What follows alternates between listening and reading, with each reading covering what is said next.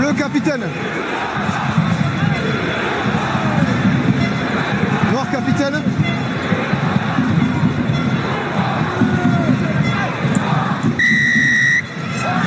Perpignan-Biarritz pour l'ouverture de cette 26e journée de Pro D2. C'est parti avec un premier ballon cafouillé par les Catalans. Il y a eu un en avant, ballon récupéré par les Biarros avec Singer. Monsieur. Nabou. Toujours l'avantage en cours pour les Biarros. Terminé pour l'avant. L'avantage est terminé pour l'en avant. Jimenez maintenant. Jimenez qui va s'appuyer sur Burton. Kokajib traîné par là. Il a vu un maillot noir. Et il en a fait du petit bout. La défense de Lussat en place et qui récupère même le ballon. Ouais. Avec Ecochard qui s'appuie sur Bousquet. Ballon pour les Catalans. Placard. Non.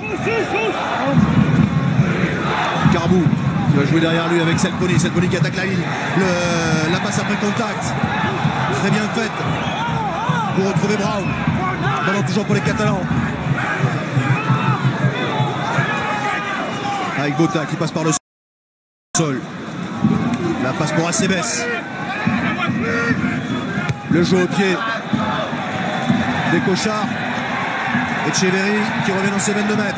Qui donne ce ballon à Burton. C'est pas un cadeau. Burton pour Echeverry qui a un peu plus de temps pour dégager son équipe. Ballon reste dans l'air de jeu. Acebes à la réception. Mauvaise passe.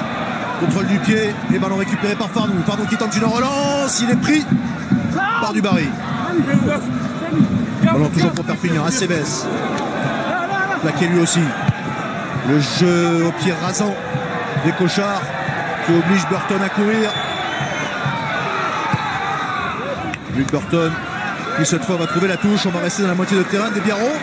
2 minutes de jeu quasiment. Ça part sur de bonnes bases. Il y a beaucoup d'intensité sur toutes les zones d'affrontement. On sent des joueurs déterminés et des gros plaquages, notamment celui de Kokadji, bien accéléré ce Burton au moment où il prend la balle. Il avait lu la situation, Kokadji. Oui, l'axe de la touche. Une belle attaque de Selponi, il passe après contact, donc il est plus surpris de retrouver le ballon. Et derrière, encore un gros plaquage de Soqueta. Il ne se fera pas de cadeau ce soir. Premier lancé pour Carbou, dévié par Brazo. Ballon pour Kokadji. Bonne fixation. On joue avec la deuxième ligne. Ballon sorti pour Selponi. Mafi qui a évité le premier plaquage, qui est pris ensuite. Catalan qui récite le rugby là pour l'instant au début du match. Mamé Alimalou. Il y a énormément d'intensité, beaucoup de rythme, beaucoup de vitesse avec Carbou qui est pris. Les Biarros en défense qui sont présents aussi. La petite passe pour Acebes qui n'a pas pu prendre l'intervalle. Ici. Ballon sorti pour Selponi. Selponi qui a tenté une passe dans le dos de la défense des Biarros, mais Bernard a pu intercepter ce ballon. Ballon pour les Basques avec le jeu au pied d'Echeverry. C'est Singer qui va couvrir ce ballon. Heureusement pour les Biarros, ce ballon sort bien joué de la part de Jean Echeverry. Pierre Bernard qui va couper les extérieurs. Il y avait un surnom au côté de sa piste. Il a coupé les extérieurs et anticipé la passe d'Enzo Selponi.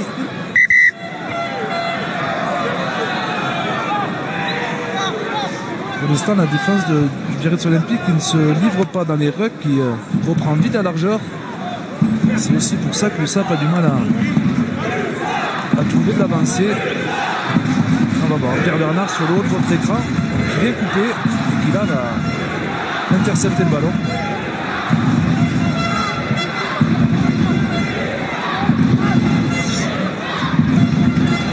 C'est bien plus par Brazo. Et c'est ce truc de se structurer sur un ballon porté, il est un petit peu seul. Brazo pris par Singer.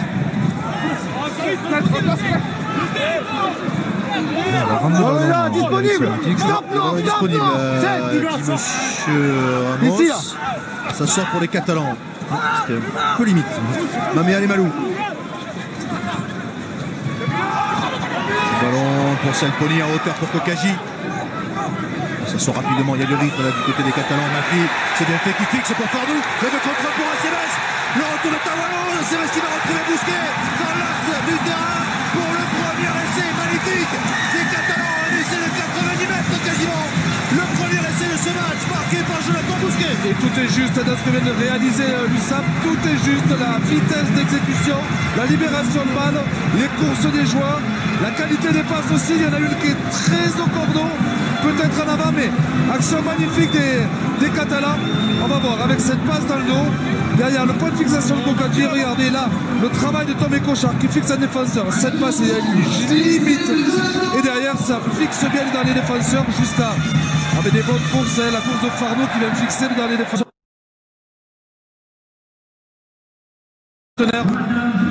Bravo aux joueurs de l'USAP, c'est une action exceptionnelle qu'ils viennent de nous proposer.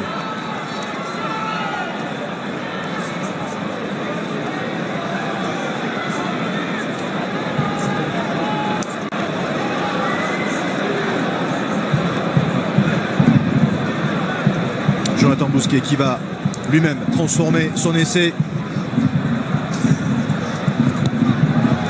Ça passe sans problème, ça fait 7-0 d'entrée pour cette équipe de Perpignan face à Biarritz après seulement 6 minutes. Et alors qu'on revoit un en avant sur cette passe, on l'a clairement vu, et le magnifique travail de Tom Kochar après ce point de fixation. Regardez comment il va porter, mettre de la vitesse, fixer du baril, et derrière le surnombre est fait.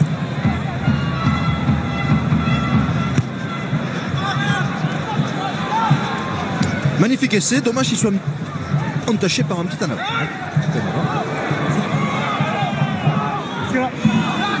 On est dehors, hein. Le ballon pour les Catalans sur la ligne des 22 mètres. Avec Château. On recule. Oh, pardon. Brazo. Stoppé par Soqueta. Rentrez. Le ballon était rentré, c'est le Pony qui dégage. Et qui va laisser le ballon dans l'air de jeu. Burton à la réception. Burton qui tente une relance dans le fermé. S'appuie sur Jimenez. La passe après contact pour Etcheverry.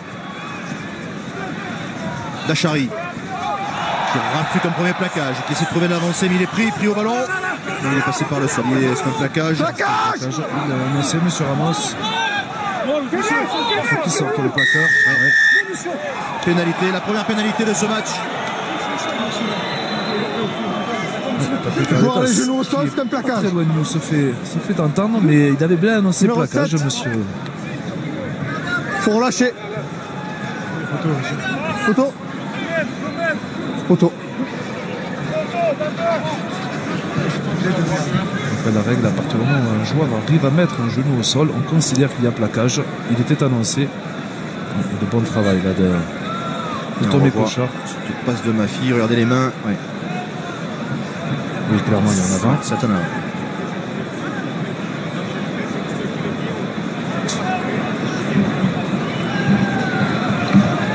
Pénalité que va tenter Pierre Bernard.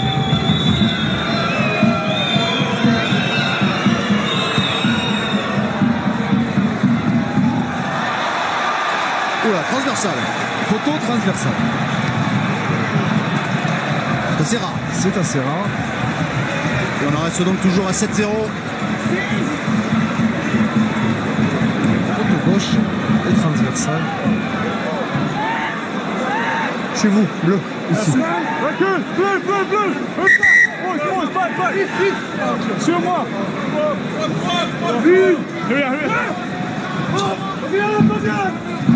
Le lancer est pris par Guéry.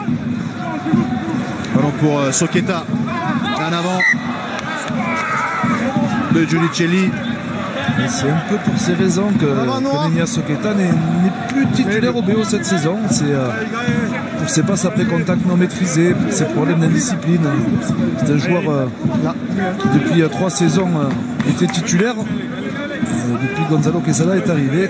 Regardez la gourmandise de Soqueta qui veut faire jouer Giudicelli qui ne s'attend pas à avoir la balle. Alors en absolu c'est bien joué, il veut conserver la vitesse du jeu, mais ça rend le ballon à l'adversaire. Lié. Chaud. Introduction pour Tom Kochar.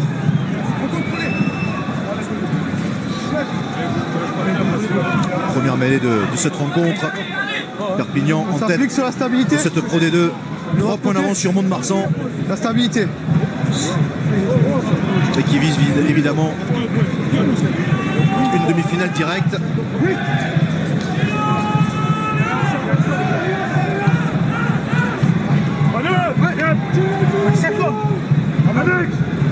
Flexion. Lié. Choc. Ce sera un coup franc en faveur de Biarritz. Premier ballon perdu en mêlée par les Perpignanais. Gaucher, un travers. C'est joué par Etcheverry. Si c'était à 10 mètres là, les Perpignanais. On reste. Lévy. Ici là. Ballon pour Bernard qui joue avec Jimenez. Le Biarro qui avance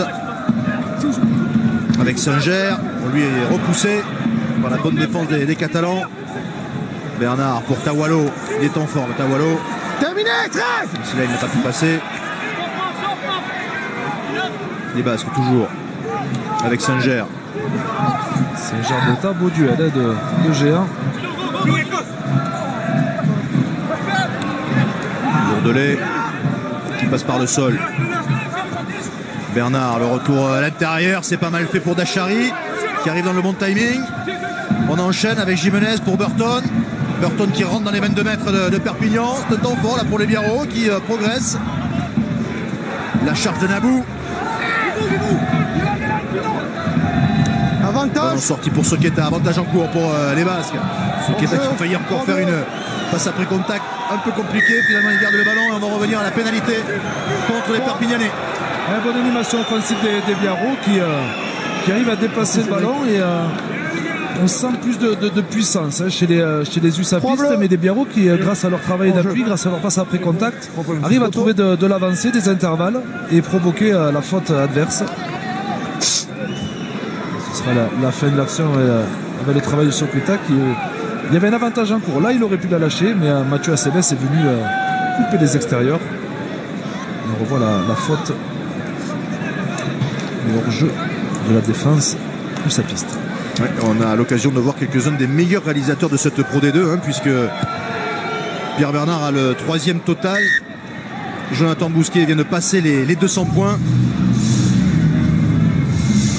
Ça fait même 220 maintenant pour Pierre Bernard après cette pénalité réussie. 7-3 en faveur de Perpignan face à Biarritz après 12 minutes dans cette rencontre. Biarritz qui a enregistré 2 renforts aujourd'hui pour la saison prochaine, puisque Lazzarotto de Carcassonne a signé pour 3 ans plus 1, je crois, et Ravoetaki également, le Narbonnais, va rejoindre le Biarritz Olympique la saison prochaine. Le renvoi de Selponi.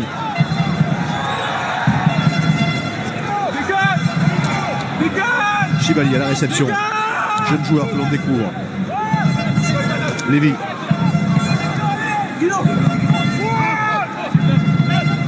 Entrée. Attention ce ballon, Bernard qui dégage et qui va trouver Selponi à la réception. Mamé Alemalo qui arrive lancé. Jimenez ne s'est pas échappé, bien au contraire. Il a réussi à stopper le numéro 8 et même les Biarros sur ce plaquage ont récupéré le ballon avec une 3e pénalité contre Perpignan. Ballon gagné sur le contre-rack. Pas dans les habitudes de Charles Jimenez de s'échapper, vous l'avez déjà dit, même si depuis ce premier tampon de Kokadji, on voit les 3/4 Biarros hésiter avant de prendre les intervalles. Des fois, on fait un peu plus de passes que d'habitude. Mais là, ils sont généreux, les Biarros, pour l'instant.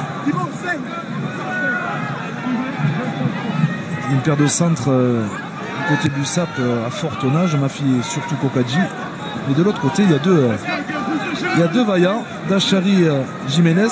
Ça ne va pas s'échapper. Dans le face-à-face entre ces deux clubs, entre Perpignan et Biarritz, ici à Perpignan, les Catalans sont sur une série de 10 victoires. La dernière victoire de Biarritz remonte à 2007. À l'époque, Biarritz s'était imposé 23-15 avec 2 essais. Le premier pour Cyril Libremont et le deuxième pour Thomas Libremont. Oui, il y a longtemps. Le ballon pour les Catalans. Avec Mamé Alemalo.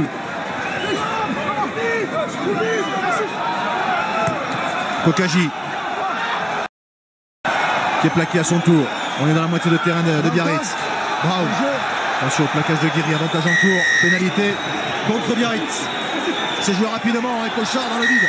ballon perdu, on n'était pas à 10 mètres.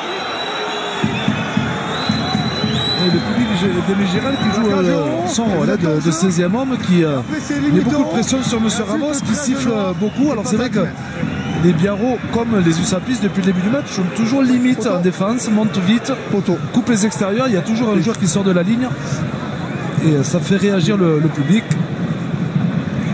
Même si sur la dernière action, Bertrand Guéry à l'image était bien hors jeu.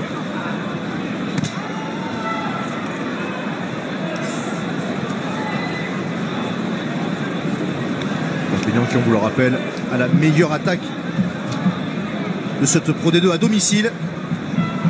37 points en moyenne marqués par les Catalans. 37 points, c'est beaucoup. 37 points, c'est énorme. C'est énormément.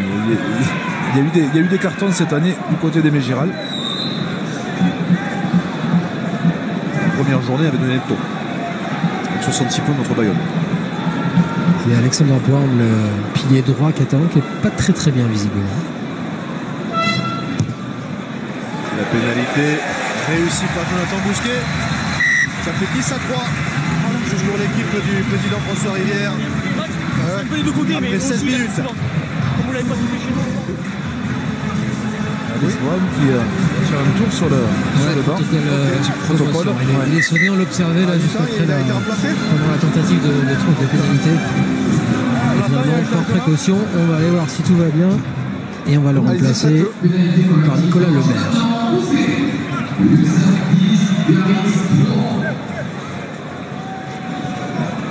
Alors finalement, c'est pas Lemaire qui rentre, c'est Melao. Oui, Maïlo qui fait son entrée tout simplement parce que Boutemani va glisser au poste de pilier droit. Normalement, c'est un pilier droit, Boutemani, c'est sa première titularisation à gauche. Donc Maïlo va rentrer à gauche et Boutemani va glisser sur le côté droit de la mêlée. Exactement. Après la sortie d'Alex Brown qui on aurait aujourd'hui seulement sa 4e titularisation de la saison. Il a été longtemps blessé, le pilier droit. On aurait pu faire rentrer Enzo Forletta aussi, mais il a la particularité de couvrir le poste de talonneur. Enzo Forletta, on sait qu'il y a des problèmes au niveau de son effectif, qui a pris la mauvaise nouvelle cette semaine avec l'arrêt arrière de Yann de Fauverge, un jeune espoir du club, international moins de 20 ans. Oui, à 21 ans seulement. Burton. Pénalité. Alors il a raison, M. Ramos, parce que il faut calmer. Là, sur les. On va voir le geste de Botta qui vient à l'épaule. Il ne met jamais les bras. Ça peut même valoir. Ça vaut même un carton jaune. Mais je crois qu'en fait, il se protège plus qu'autre chose. Oui. Ouais, drôle de protection. Pas forcément. Mais c'est vrai que sur l'autre plan, on voyait ça. On est avec Alex Brown, justement. Pour le protocole sous commotion. Et pénalité. Que va tenter Pierre Bernard face à cette équipe de Perpignan qui est tout simplement la meilleure équipe de Pro D2 depuis le début de la phase retour.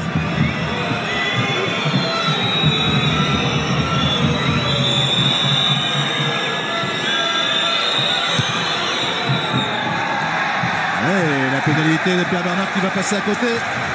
On en reste à 10-3 en faveur de Perpignan. Toujours 7 points de retard pour Biarritz après 18 minutes dans ce match.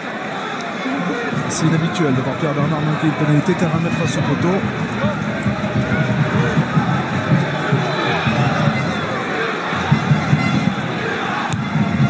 Le renvoi de Selpoli. Attention, pas se gêner. Chibali qui a pris ce ballon. Avec la charge de Soqueta qui avance. Ballon sorti pour Bernard. Jimenez qui va jouer avec Nabou qui était positionné à la ligne de 3 quarts. Guéry, Dachary qui a failli passer, qui est repris, mais le ballon est toujours pour les Biarros avec Lévy. Ça enchaîne avec Lourdelais qui a explosé le ballon mais qui n'a pas commis d'un avant. Etcheverry qui a évité le plaquage, qui est repris par Château. Château qui a mis les mains avant d'aller attaquer le ballon. Sanctionnable. Le ballon est récupéré par les Perpignanais qui vont pouvoir lancer le contre-attaque peut-être. Non, c'est le Pony finalement qui joue au pied et qui va trouver une magnifique touche dans les 22 mètres de Biarritz. Joué rapidement par Burton qui s'appuie sur Chibali. Qui sort de ses 22 mètres. Perpignan est râlé parce qu'il considérait qu'elle était marquée sous deux touches. Il y avait deux joueurs. Oui, il y avait deux joueurs du SAP mais pas deux joueurs du Biarritz. Il en faut deux de chaque côté. Je rappelle le règlement. Soketa qui passe par le sol. Rentrée. Le dégagement de Bernard.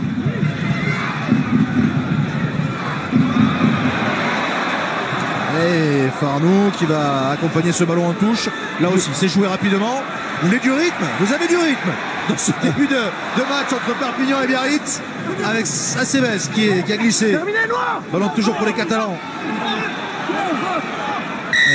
Et pénalité contre Biarritz. Non, non, on va au sol. Non, non, non. On se jette au sol. Messieurs, un mot avec Christian Lanta. Christian, vous nous l'aviez prédit, un gros match. On n'est pas déçus. Vous avez très bien démarré avec un bel essai. Et puis, non, on n'a pas très bien démarré. Je crois qu'on est à un moment donné à 5 pénalités à 1. Donc, si on n'est pas plus discipliné, on sera les choses difficiles. Oui, les intentions, ils sont. Il y a beaucoup d'intensité. On a beaucoup d'envie de jouer, mais en même temps, voilà, il ne faut pas faire de fautes pour rester bien dans le match. Merci. Éternel insatisfait, Christian Lanta qui envoie un petit peu plus que ce qu'il n'est, parce que moi j'en avais compté 4 contre l'USAP. Il y avait 4-1 effectivement, mais même 4-0 je crois. Mais maintenant ça s'est équilibré, on en est 4-3. 4 pénalités contre Perpignan, 3 contre Biarritz. On va revoir le ballon récupéré par Karl Château tout à l'heure. Lui aussi va s'appuyer sur ses 4 appuis et va ramener le ballon derrière. C'est interdit. C'est la faute qu'il vient de siffler à Jean-Baptiste Singer. Vous ne voyez pas de parti pris dans mes propos. Bon, ben là vous êtes bien placé parce que de toute façon vous êtes à la fois catalan et basque. Donc de toute façon vous allez être jugé pro-basque par les Catalans et pro-catalan par les Basques. Merci Philippe de le préciser. Je le savais, mais au moins. Ah, des ballons volés. Oui, ballon volé en touche par les Biarros avec Burton. Burton pour Chibali qui tombe sur Acebes. Il est pris. Attention, il y a un contest. Mais ballon toujours pour les Biarros avec Lévy.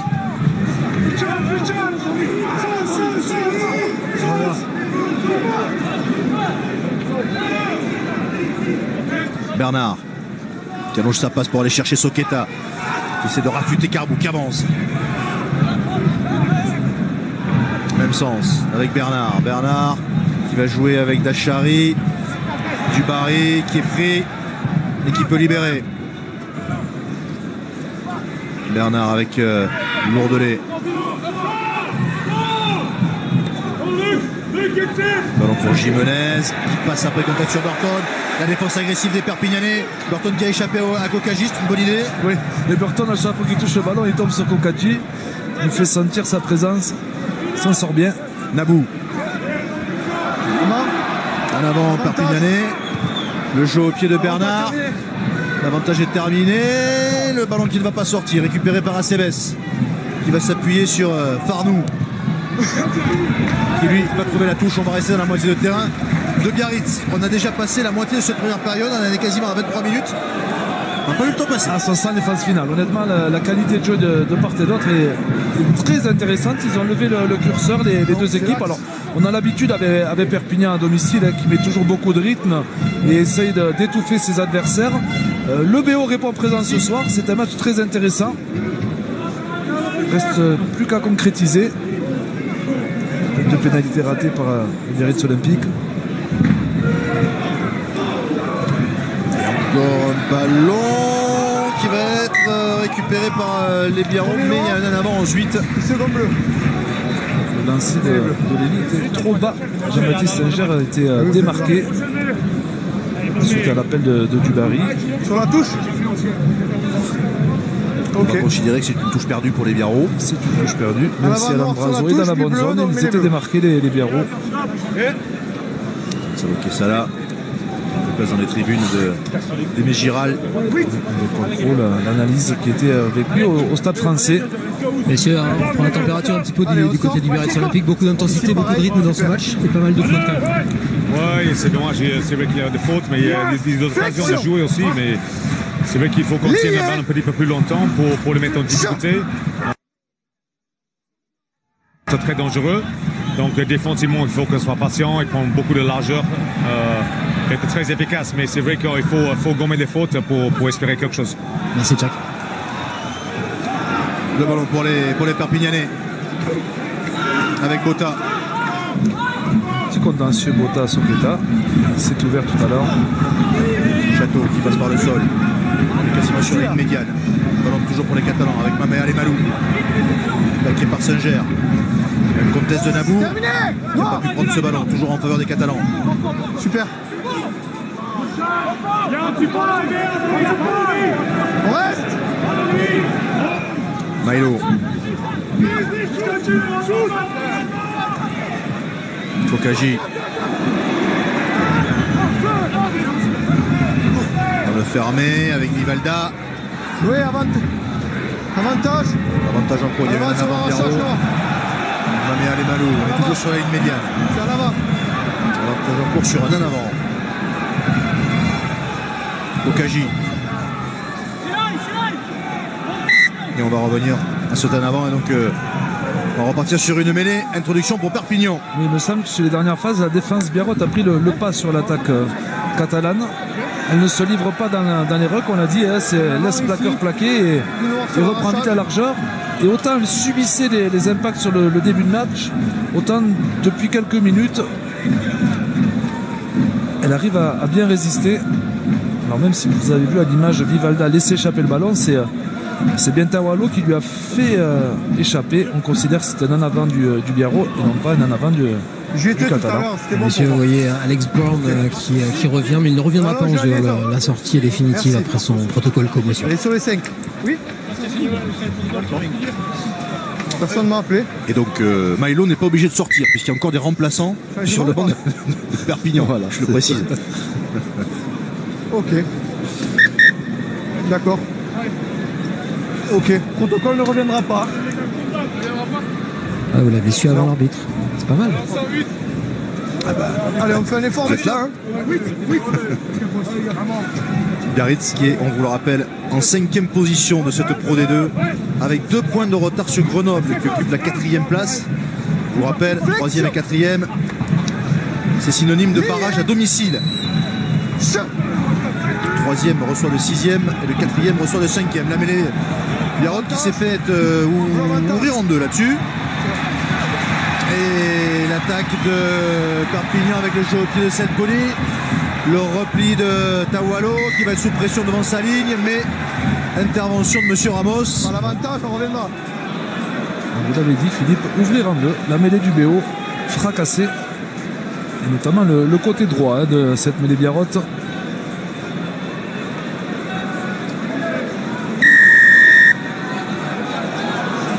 Droitier qui s'efface et fait pivoter la mêlée.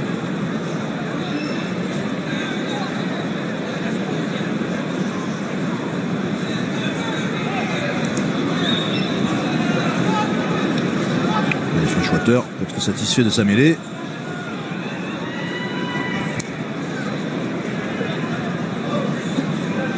Jouez, vous avez une touche. Vas-y. Selpoli va aller chercher la touche dans les 22 mètres de Biarritz.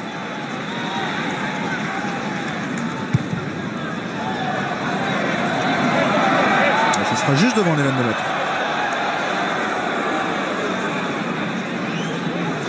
Ça fait longtemps que je n'ai pas entendu le public d'Aimé Giral aussi chauvin, aussi enthousiaste. Ça sent les phases finales, on l'a dit. Ouais, il y a du monde et qui est venu voir cette rencontre à Aimé Giral. Même si on est un jeudi soir, on sait que le jeudi soir, parfois c'est compliqué de faire venir du monde au stade, mais ce soir, Aimé Giral est bien rempli. Effectivement, on sent que les phases finales approchent. Le ballon pris par Brazo. Ballon est au front, jeu. Le relais de Vivalda. Allez, ballon perdu, mais intervention de M. Ramos, nouvelle pénalité contre les Biarros qui sont en train d'accumuler les fautes. 5e pénalité contre Biarritz. En jeu, il est en train de se replacer, il plaque le premier joueur. Il a raison, M. Ramos. Mathieu Boudicelli qui était. On va le voir, qui était hors jeu avec son casque rouge. Il va intervenir et défendre sur Vivalda alors qu'il était dans le camp de l'USAP. Photo. Pas de péché de gourmandise des Catalans. On va prendre les 3 points. Et l'information de la soirée, ce pourrait être en cas de victoire de Perpignan, même non bonifiée, la qualification officielle des Catalans pour les phases finales. Parce que quoi qu'il arrive, s'ils gagnent ce soir, ils ne seront pas rejoints par Bayonne qui est en 7e position. Donc ils seraient sûrs de terminer parmi les 6 premiers de cette Pro D2. Donc ils seraient officiellement qualifiés pour les phases finales ce soir, les Catalans, en cas de victoire face à Biarritz. Même si on le sait, ce n'est pas seulement la qualification qu'ils visent, les Catalans, mais peut-être même une demi-finale directe. Patrick Arletaz ne me démentira pas.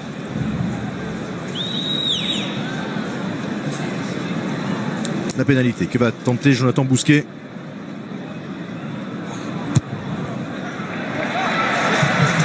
Points de plus, ça fait 13-3 pour Perpignan face à Biarritz, 10 points de retard pour les Biarros alors qu'il reste 10 minutes dans cette première période.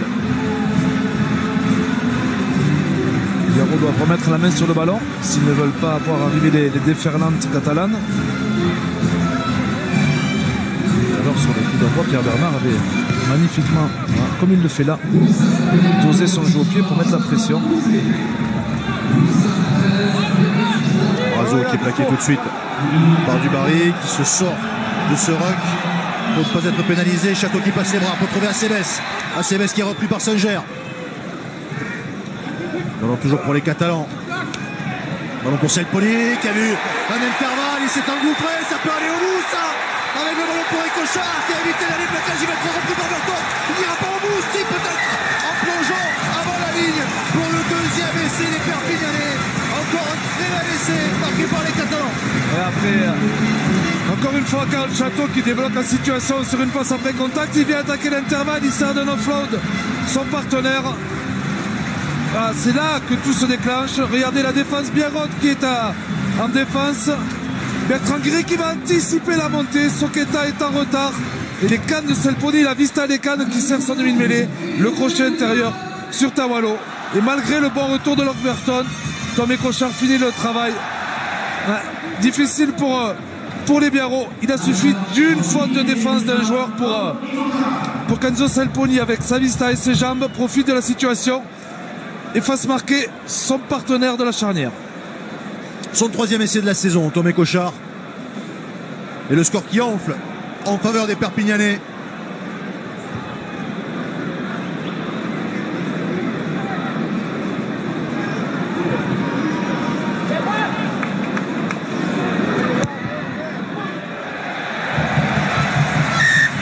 Ça fait 20-3 pour Perpignan face à Biarritz. Alors qu'il reste 8 minutes dans cette première période. On parlait de la faculté de Karl Château à faire rebondir les actions, à faire le relais. Vous l'avez eu à l'image.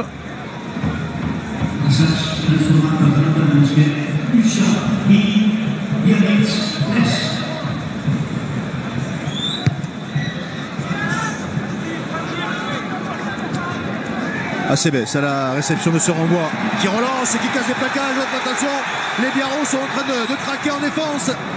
Acebes qui est repris en arrière, pas en avant.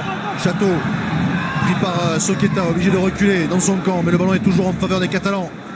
Le jeu au pied des Cochards, pas très bien ajusté. Chibali qui n'a pas pu prendre ce ballon, qui finit quand même en touche. Et là c'est un peu trop là ce qui se passe. Regardez là, alors il y a déjà eu 1, 2, 3 plaquages, ça fait beaucoup. Les Biarros qui avaient changé de stratégie, qui avaient tapé des renvois de récupération, qui là sont allés chez l'adversaire.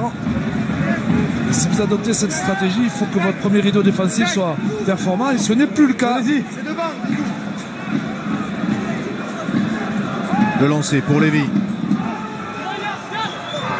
Début d'alignement pour Dubarry. Le ballon est tombé mais pas en avant. Si. En avant, donc ce sera une mêlée. Introduction pour Perpignan. Attention. Une fin de première mi-temps difficile là pour les Basques. Deuxième ballon perdu en touche. Sur la touche. Le ballon est gagné en l'air. Et derrière, suite à la pression, les Villes ne peuvent pas contrôler le ballon. Qui mène en avant. Ici. Monsieur Favre, assesseur de Monsieur Ramos. Perpignan qui sur une série de 3 victoires à domicile. C'est Béziers qui était venu gagner ici ici à Perpignan. Flexion. Lors de la 18e journée. Perpignan battu 2 fois à domicile cette saison. Parce que Mont-de-Marsan était venu également gagner à Aimé Giral. Victoire bonifiée des Montois. Avantage encore, une nouvelle pénalité en faveur de la mêlée catalane. Sous la pression, vous allez au sol. Et là, c'est Lourdelais que sanctionne M. Ramos, même s'il aurait pu sanctionner les deux côtés. Allez, du temps. Les deux côtés Biarrot, pardon, de la mêlée Biarrotte.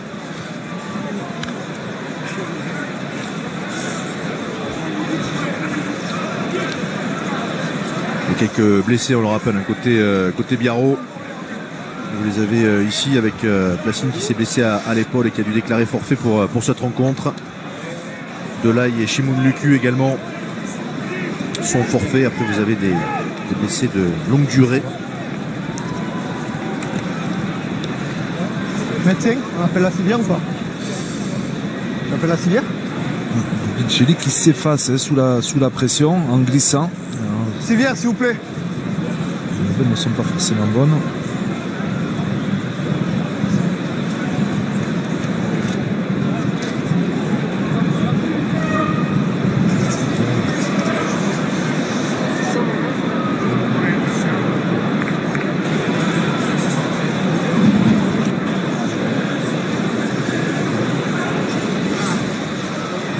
On a appelé la civière. Antonio Giudicelli qui va être obligé de sortir. Simon Rawaoui qui est en train de donner ses consignes à Nefili et à Tigaga.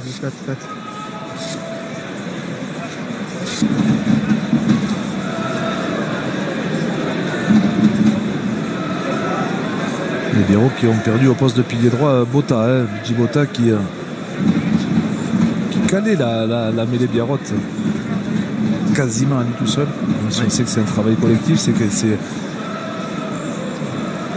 gros joueur d'expérience en mêlée. Blessé au biceps, Luigi Botta qui a fini la saison. Et Atigaga donc a fait son entrée. Atigaga qui a marqué un essai le week-end dernier face à Vannes.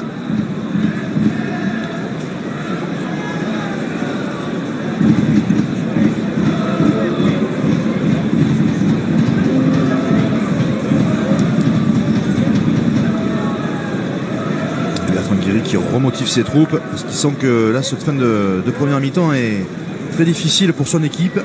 Ils sont démobilisés les joueurs du Biarrot depuis le deuxième essai de l'USAP suite au coup d'envoi. Ouais, Christian Lanta faisait de son côté passer le message à ses joueurs en leur disant de ne pas se précipiter, qu'il fallait continuer à respecter le jeu, à jouer, pas vouloir aller trop vite. Et que s'il y avait autre chose à aller chercher, pourquoi pas un bonus, il ne fallait pas se précipiter.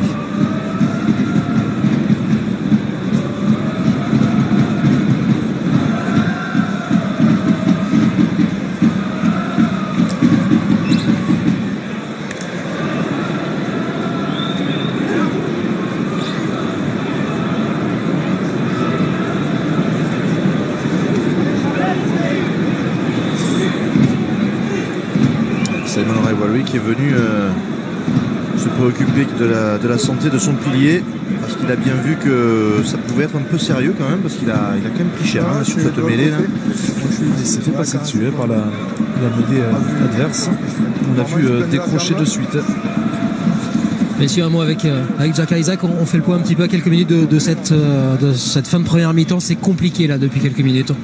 Oui, on a continué à lâcher beaucoup défensivement. Ils ont gagné beaucoup de terrain sur les séquences assez simples.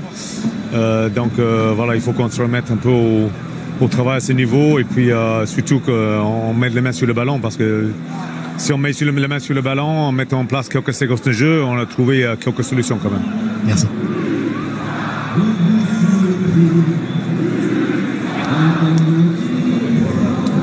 Évacuer Mathieu Giudicelli sur la civière avec beaucoup de précautions.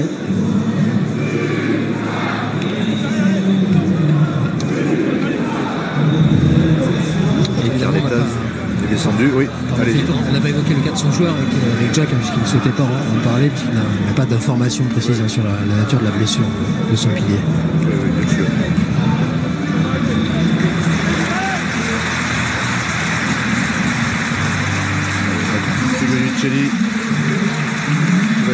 pelouse.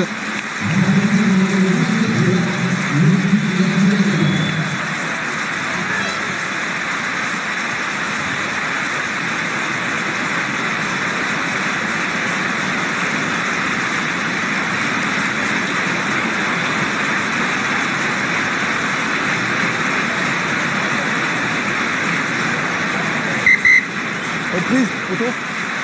Photo.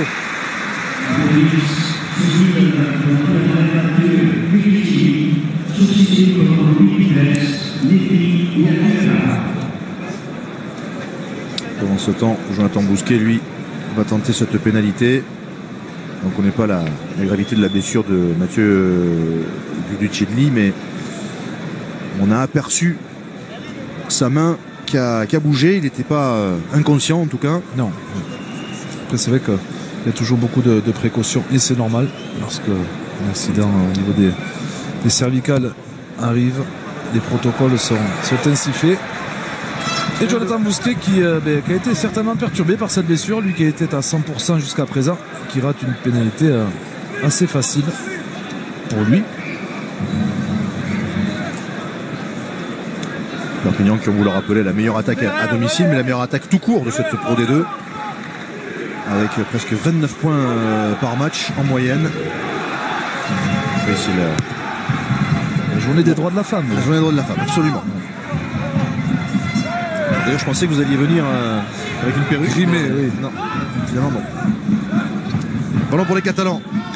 Avec Salponi sur un pas pour Acebes. Stoppé. Ah, ballon perdu par Brazo. Avantage en avant. Peut-être un ballon de contre-attaque pour les Biarro avec Leati Gaga pour Nabou.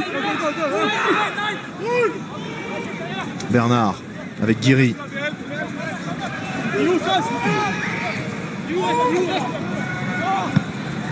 Leati Gaga.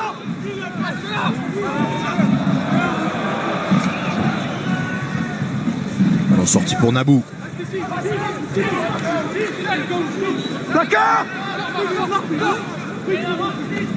Bernard qui allonge sa passe pour aller chercher Dachary. Sur le pas, il a failli trouver Chibali, mais malheureusement, ça va sortir en touche, malheureusement pour les Biarro. Et la passe sur un pas de Théo Dachary qui n'est pas arrivé. On a vu la bonne montée de Mathieu Acebes.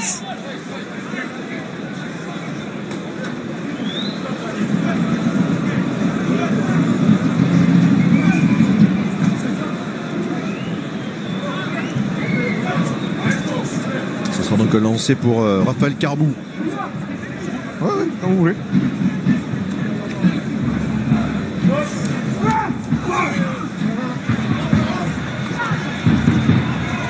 C'est le Pony qui croise avec Mafi, la combinaison avec beaucoup d'arabesques, qui n'a pas trompé la vigilance de la défense des Biarro. On est toujours pour Perpignan. Stop, go. Avec Milo. Avantage, Placajo. Avantage en cours pour les Catalans. Et nouvelle pénalité contre Biarritz. Oui, on est d'accord. 11. C'est évalué, c'est frappé à l'ordre. C'est accidentel. Ça sera 5 pénalités. Oui. Super, Cédric. Son bras gauche qui va ceinturer la nuque de Naméa Lemanou. Le cou, pardon.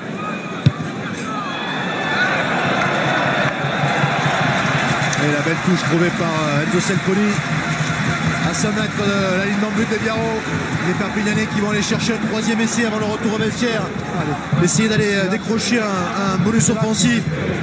Provisoire en tout cas. Avant la fin de cette première période. Mettre un gros coup de massue sur la tête des Biarro. Il pourrait revenir dans le match, mais sans encaisser un troisième essai.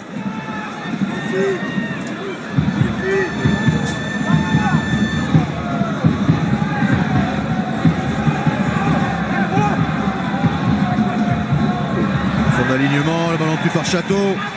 Boutemani qui trouve Vivalda, qui est stoppé à 3 mètres de la ligne. Ballon toujours pour les Catalans. Avec Maméa Lemalou. Plaqué à son tour. Perpignan encore.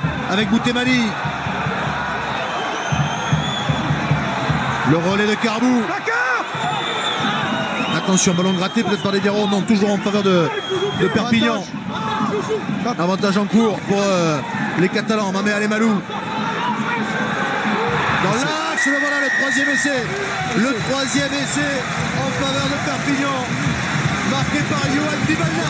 Elle a aussi une combinaison classique côté Usapin, une prise de balle et on va jouer une pile-off pour un avant-lancé. C'était Vivalda, c'est lui qui avait compris le travail, c'est lui qui avait commencé avec le relais de Carbou bien pris par Saint-Ger et Lévy.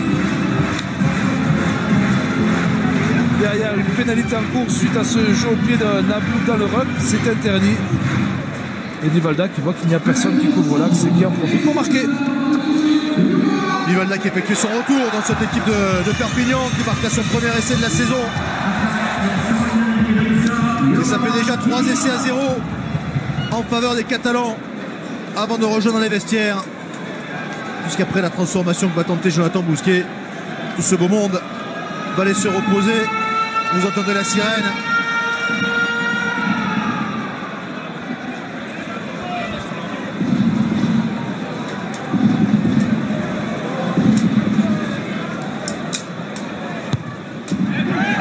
Transformation réussie. 27 pour Perpignan. 3 pour Biarritz. 3 essais à 0 déjà. Point de bonus offensif en poche, provisoirement en tout cas pour les Catalans à l'issue de ces 40 premières minutes. Et on va essayer d'avoir évidemment une réaction d'un des